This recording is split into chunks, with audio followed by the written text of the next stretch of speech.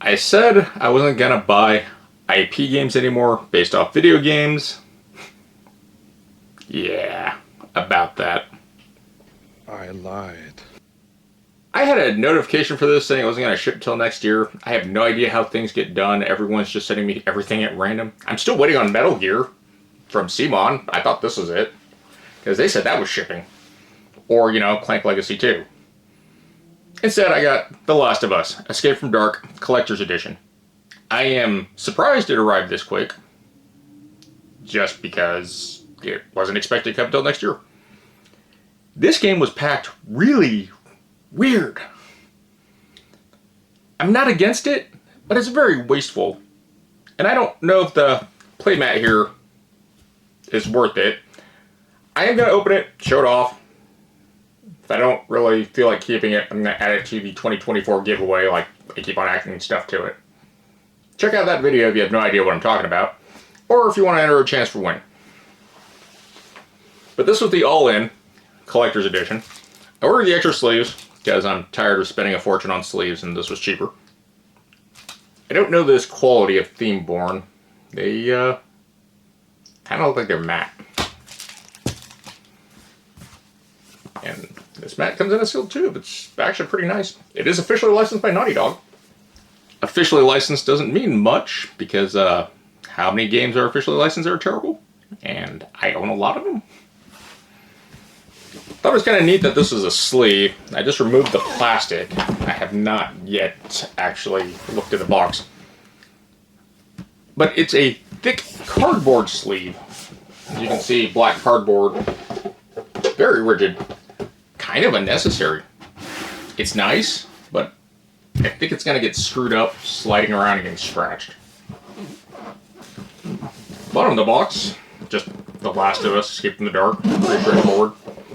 Besides, really, no art. Wow. I don't know what the retail edition is going to look like, but I imagine it's going to have that slipcase cover.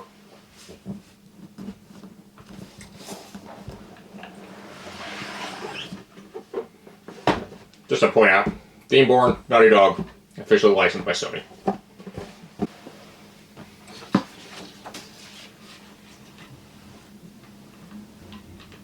Well, I do like the Welcome to Collector's Edition. It says it has hard plastic trays. That's a plus. We have 6 characters, it looks like. 20 clickers. 1 dual layer board with a clicker head. I guess that's what makes it the Collector's Edition. That's our cardboard truck.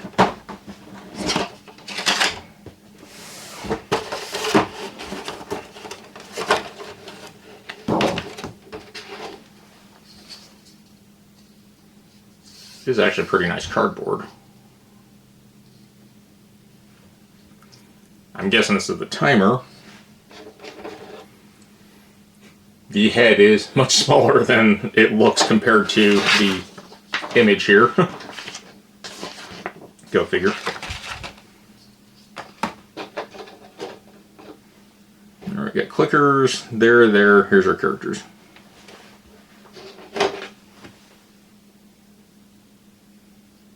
Not bad. Got all the detail, got the lines. Yeah, it's pretty impressive.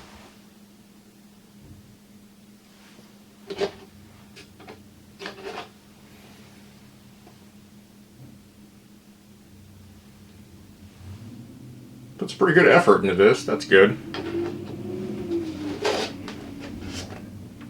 But, gotta say, it's a nice quality of life upgrade.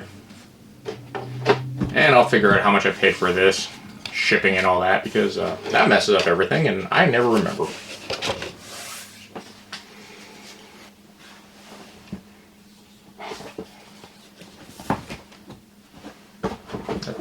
That's no bueno. Well, that's a plus of doing these videos. Get to see if anything's damaged. Please don't be a giant rulebook. I mean, physically, it's a giant rulebook, which is nice, and the camera's having a hard time adjusting. But I don't feel like reading 45 pages of rules and trying to remember everything with all the other stuff in my head. At my age, I am suffering memory leaks.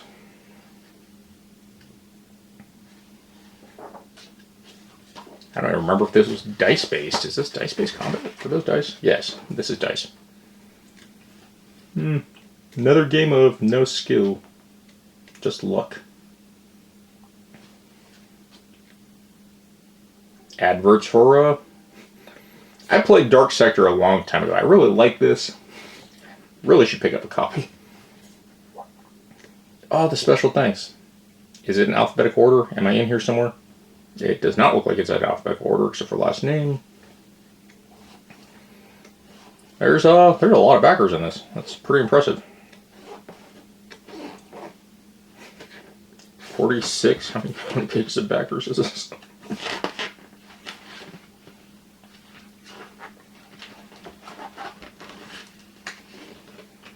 "15 pages of backers."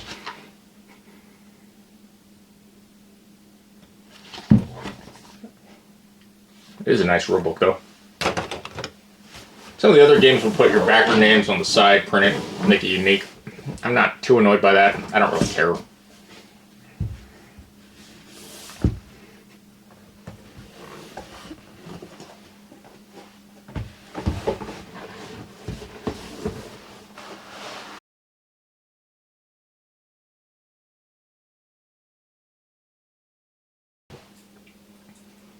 Looks to be a 2 and a 2.5 playboard. And I have to read the rules. As dark as it is, I actually kind of like this art. Pull up the map later to compare it. The contrast of the white boards, bright, easy. The pencil art. These are recessed. I don't know if the retail version is going to have recessed boards.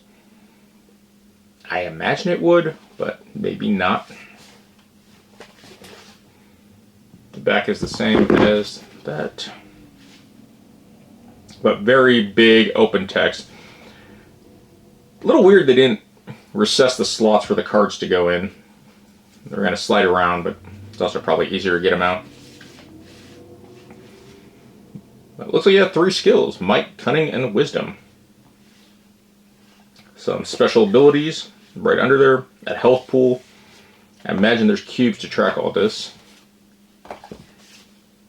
We got our 6 characters.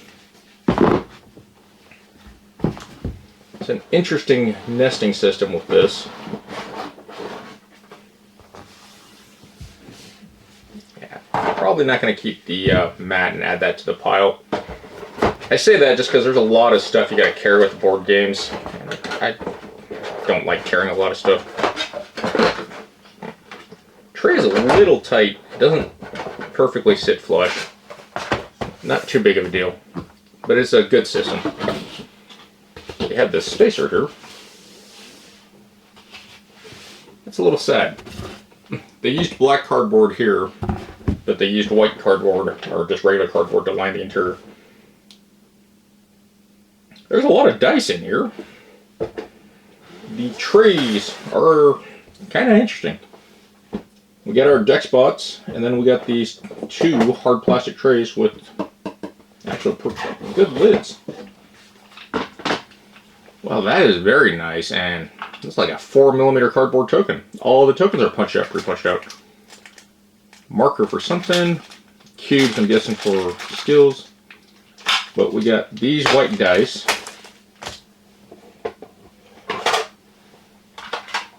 Do these lock? Yes, they do lock. They are actually labeled with Last of Us.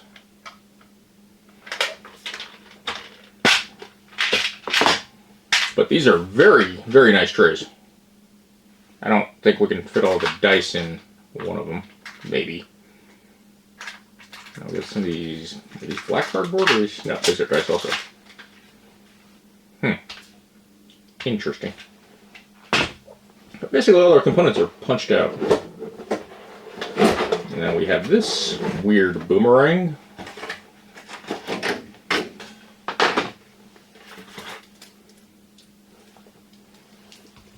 What are these packs?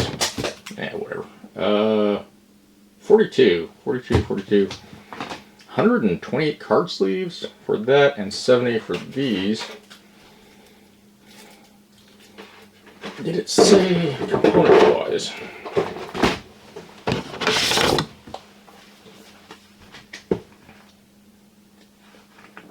Here we are.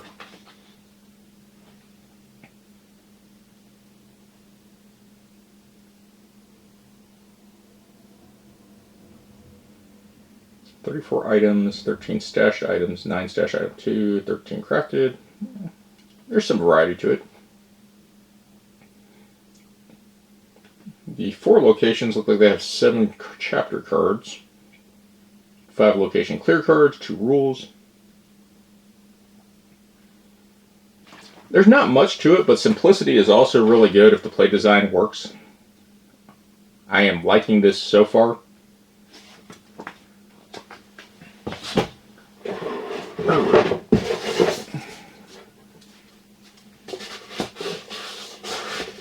That's definitely going to stay in there. Well, let's pull out the mat before I sleeve everything. Pop off cap.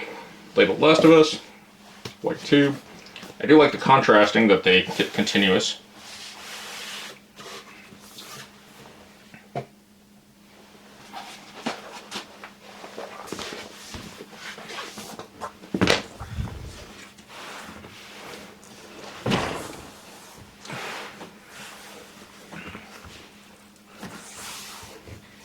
Okay.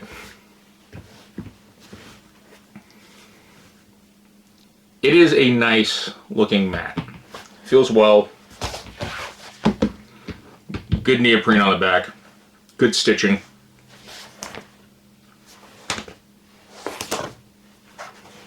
Everything looks like an exact match.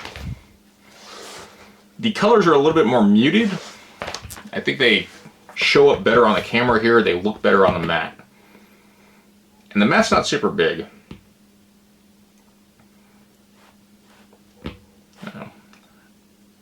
I might have to play around with this, but it doesn't offer anything different. I'm not sure which style I like a little better.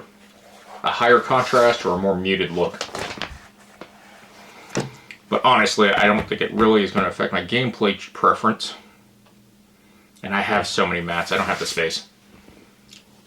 I'm going to test the game out and then see where I go from there with the mat. Just a side note, figure I should actually show you the sleeves. They are matte sleeves. They have a nice texture on them. Not as aggressive as Dragon Shield mats that I use a lot, but they are smooth on one side, textured matte on the other. It's also a really weird card sleeve size. Like I said, I'm going to sleeve it and see where it fits in this, because it's looking like it's not going to fit. Okay, The Last of Us, Escape from Dark.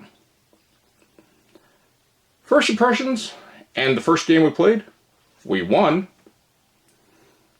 And it was really kind of odd because it felt like we were in danger, but never really in danger. And it was very swingy one way or the other. Overall, though, it felt pretty fair. Component-wise, the Collector's Edition with this sleeve, I don't really think it's an important thing, but the effort that they put into just doing this is pretty impressive. As basic as the box art looks, I really like it.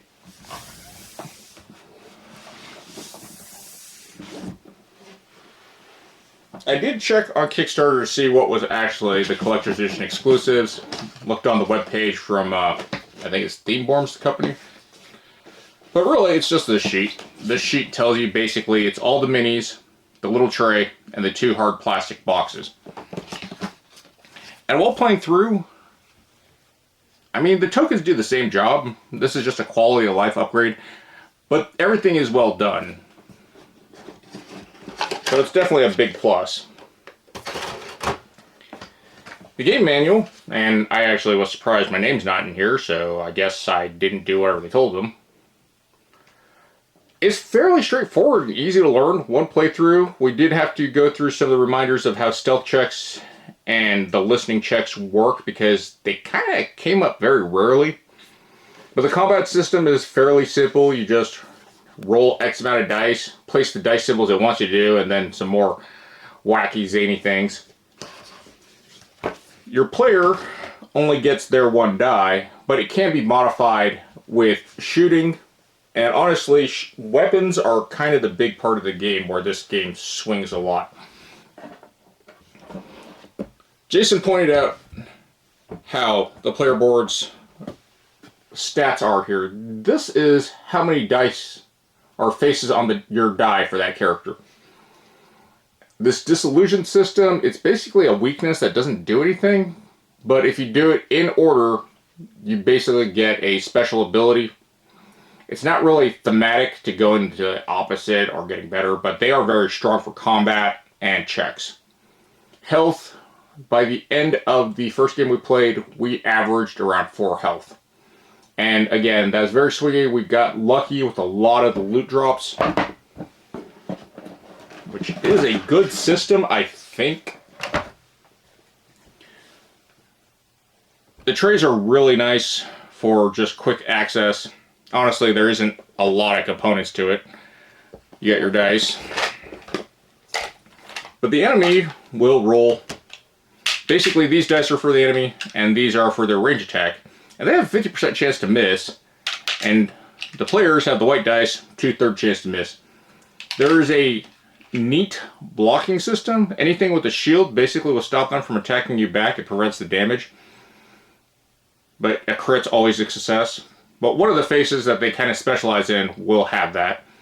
They do have double icons that are unique to their players. The enemies, when we were playing, we rolled so many double icons. But the system to get rid of these isn't too bad. And honestly, the weapons are what helps get rid of these. Some of the interesting things about the components, I like the chunkiness and thickness of the cardboard. From what it looked, I do believe that these will be pre-punched out in the retail version. Not sure, but it feels like it. The resource cubes are kind of a weird shade. They're not a consistent black or gray. The player minis versus the player tokens. At least the tokens have an active and inactive side, but I'm pretty sure you can just knock it over. These boss tokens are interesting. They are modifiers, and you do create this option of escalating that trap. The boss track of difficulty. It's on you if you really go that far. We didn't do that in the first game. Honestly, I think we got really lucky with the equipment, or we just made good choices.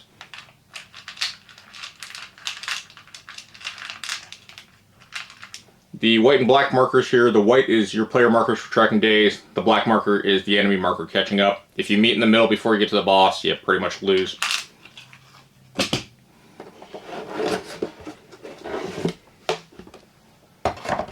It's a really weird L insert, but everything fits. And I am very surprised by that. I'm not sure how I feel about the matte sleeves for double-sided cards. The crafting system was really interesting. The item system I kind of have a problem with because you can only do that during the preparation phase, and usually when you're looting, it's not the prep phase anymore. I might have been doing that wrong, but it looked like the way it flowed in the rules. Yeah, the listen, sneak, everything is on here. It's fairly straightforward.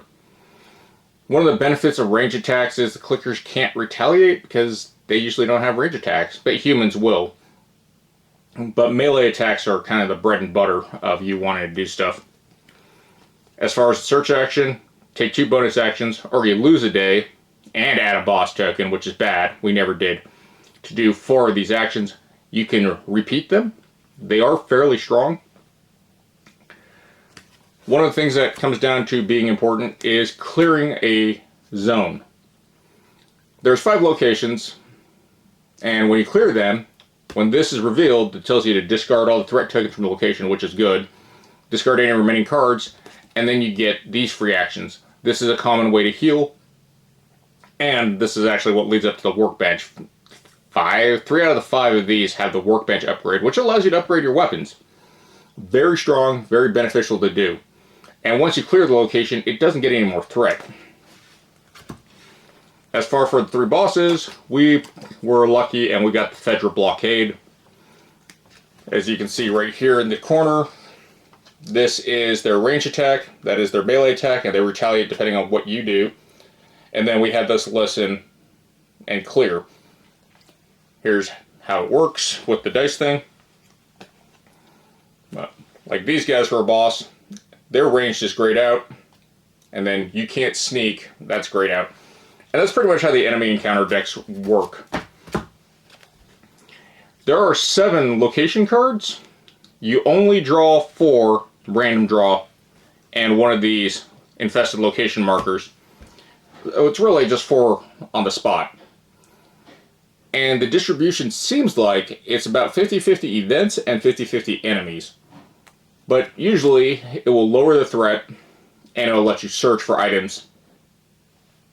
Very strong, very thematic. Some things feel a little out of place. Like the lakeside, that's where Joel was sick and Ellie had to go save her. The sewers, I don't remember exactly where. The university, I remember being that a big fight, and there was a lot of fighting in there. Downtown was also another big fight. We did not go that route, and we were in the suburbs, but the sniper card is actually in the suburbs deck. So thematically, I think the game fits very well. They took a lot of the inspiration from the game and the lore and put it in here, which I really like. But this is mainly from the first game. I didn't really play the second game that much. I've seen videos on it. I've just heard it was really bad. The player zones, the Fedra quarantine zone where you start, and it does a branching tree, left or right, so we're going to go east or west. There's only 3 locations per play group, or 3 Fedra zone cards per play group. 2 of them will be put out. The RNG system's a little chaotic. The campsites are the same. There's always 1 more. So it kind of messes with consistency. You may or may not get what you're looking for. These stash item decks, they have this number, the white number, and the black number. Black number is you might draw some bad events. White, you kind of play the odds. There are 12 or 13 of the number 1s. You put 12 of them out. I don't know if it messes it with that much. Mathematically, I don't think it's that important. The 2s, they're better items. Honestly, when they're up to the northern part of East and West, it feels like it's better to team up in the game instead of going solo. The way this game works with how much threat there is, going solo seems like a bad idea. In a 3 to 5 player game, it makes a little bit more sense to have 2 teams split, 1 being 3, 1 being 2. The paths of crossing, you can meet up to kind of just swap the teams back and forth. I don't think it's a bad system, but it does seem like you should just go straight for the beeline. And there are ways to reveal an item. If you reveal an event during the reveal, you pretty much just discard that card and you go to the next one. But sometimes they'll show up like Jason found the assault rifle and they're like, yeah, he's going there. Okay, cool. The upgrade weapon system, again, you need the workbench. It's fixed. You just grab whatever can be upgraded and it'll give you better weapon stats. It's a good system. The special abilities, there's a 5, max 5 players. Everyone kind of specializes.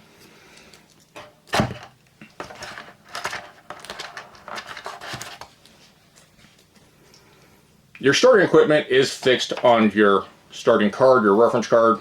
It tells you right there, 2 to 3 survivors, 4 to 5. 2 to 3, you pretty much, well, 1 person is going to end up short. And the starting weapons are fixed. They're not terrible. These are the upgrades. But they work in a very interesting system. And that doesn't show up well. There we are. That capacity is how much ammo it has. That's the rate of fire, which is how many times it can shoot during combat. And that's the result. If you get a crosshair, remove a black die. It doesn't actually be specific. It doesn't care. But some weapons like this revolver, it only has 1 ammo, can only shoot 1 round, but if you get a success, it removes 2, which makes it a little bit stronger, I think. Reloading is interesting. If you're doing it not in combat, you don't get attacked. But if you're by yourself, you can't reload because you have nothing to distract the enemies. You need another player to fight. Melee weapons have this system, durability, and this is all tracked on the player boards.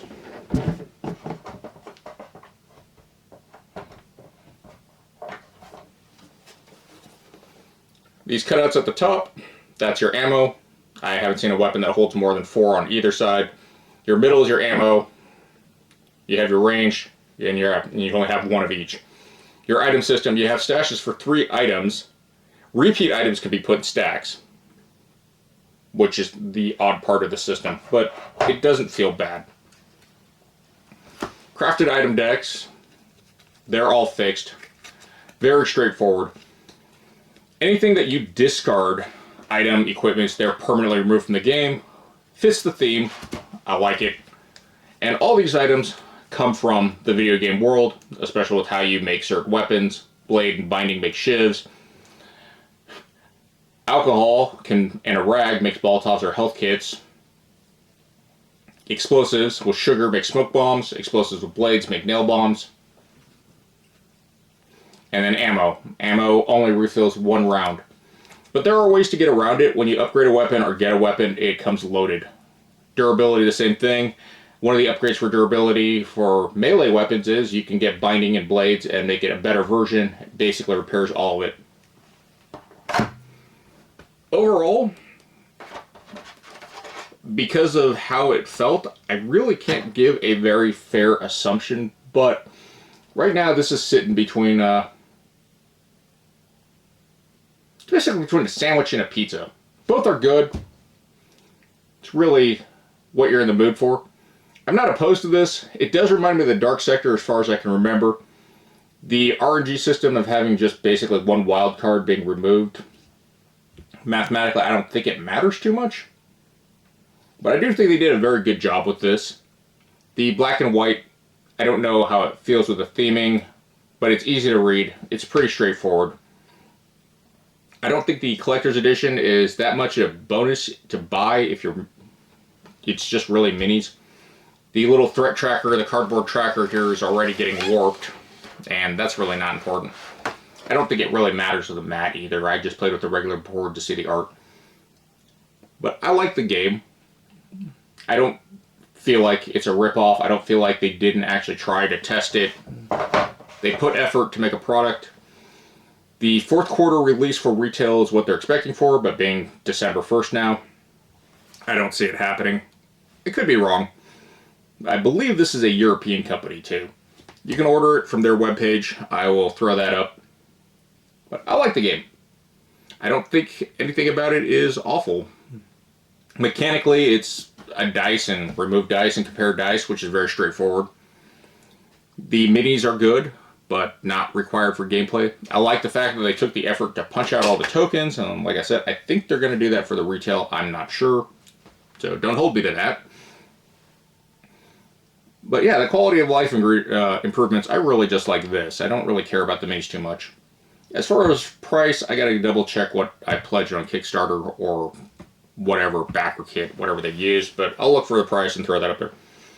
But I remember getting this specifically because it was cheap for what it was. Overall, I'm happy. I think it's good. Need more testing, but the one game we played is pretty much what I got for reference. I will do a full review eventually down the road once I get probably 3 to 5 more games in with the different playgroup sizes. But I think it's a good game.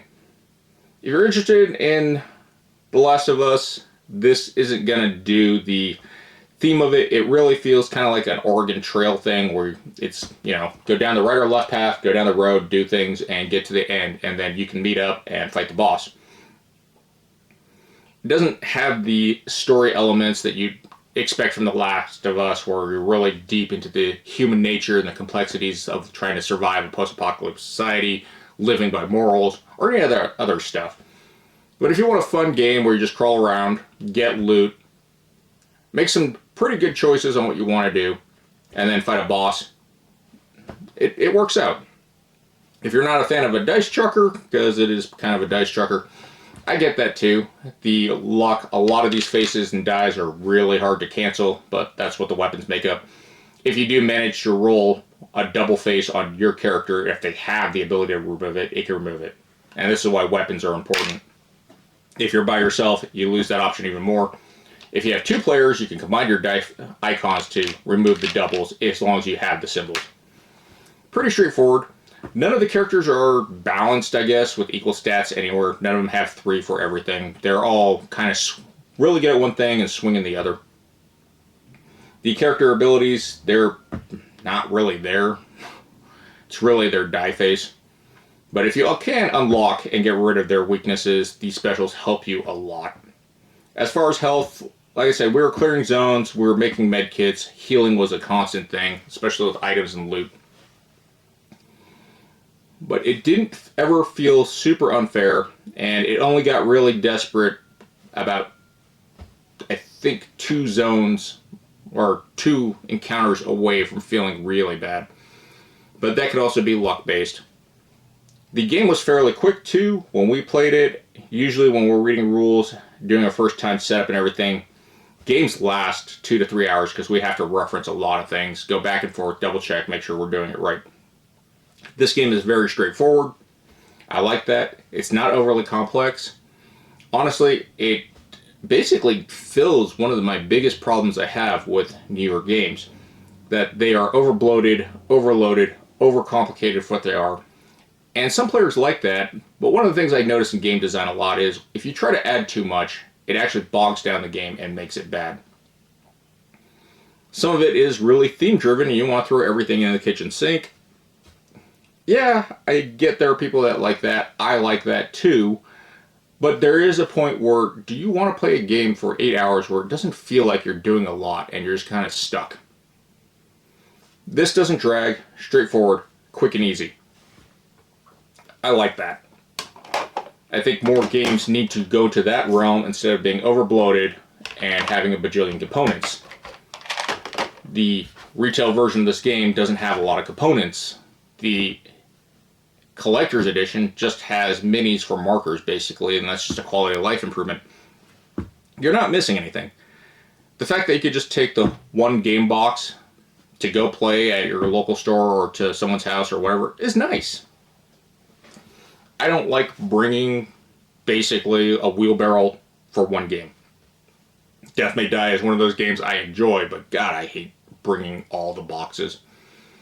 Any game that has so much stuff that makes you go through 15 different boxes to get stuff to set up is just god-awful. This game's set up, I think I did it in like 10 minutes. After reading it, I could probably get it down quicker. I'm very happy that this game design still exists. As far as how it looks, yeah, it definitely doesn't look like anything special, but it's kind of how this company does their stuff. Like I said, I played Dark Sector. I've seen that Dark Tower game they have. They do have the advert in here. Escape the Dark Castle. It fits, very thematic. I think that's just kind of the niche this company is in. But I think Themeborne did a very good job. And I'm happy that they respected the IP. It's not a skill game, but they didn't try to put all the mechanics from The Last of Us in here to say, oh yeah, The Last of Us, you play the skills to do all that. It's kind of like why Dark Souls is a really bad board game. I like a lot of the stuff, it's just implemented poorly. Bloodborne is the same way. Monster Hunter, and there's kind of a theme here with Steam Forge. I just don't like their games. I like their ideas, but Steamforge sucks. Bloodborne, the Simon board game, you can't really add dice chucking and call it a skill. And games like that don't work. That's one of the reasons I don't like IP games. They try to incorporate skill playstyles into it, but they do it so poorly it doesn't scale or work right. This, they just took the world, they took the lore, they took the characters, but they didn't try to make it this weird, grandiose scheme it has to be this way to pull off. So, they did a very good job here. I think Themeborne did very well with this adaptation. Again, if you're really into the deep parts of The Last of Us with the story, because it's really about how to survive a post-apocalyptic world and the gray areas, and I think that's kind of why they did the white and black also works, of morality. They didn't try to do any of that. They just took the world, threw up some of the familiar stuff like the clickers, the bloaters, Fedra, and went forward with that, which I think is a good plan and was smart to stick with. Well, that has been my first impression of The Last of Us Escape from Dark. I look forward to playing more games with this, and like I said, I will get to a full review once I figure out if this is really that fair of a game. Because it didn't feel like the skin of the teeth, but it did not feel that. And that again is with the dice. We got lucky with a lot of dice rolls. Just a reminder, I am still doing the 2024 giveaway. Come the 1st of next year, I will replace that 2024 giveaway with the 2025 giveaway. And I'll be adding more stuff to it. You don't have to subscribe to win anything, but it helps me hit those milestones because I'm at 179. Once I hit 200, I will do the RNG draw for another person to win a prize from the prize pool. If you do subscribe, greatly appreciate it. Thank you very much. Thank you to all my viewers. Other than that, take care of yourselves, be safe, and GG's.